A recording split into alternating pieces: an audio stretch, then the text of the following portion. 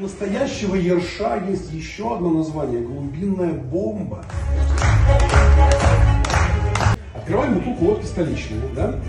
Наливаем в рюмку столичную водку. Берется рюмка. Рюмка должна быть именно такая. Берем кружку пива, ей накрывается рюмка. Вот так вот накрывается. Значит, переворачивается эта конструкция, вот так вот ставится на стол. Ставится, да? Теперь очень аккуратно. По стенкам рюмки наливается пиво. По возможности холодное.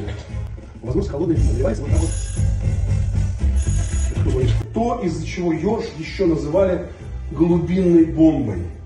Берется рюмка, смотрите. Опа! Вот! Это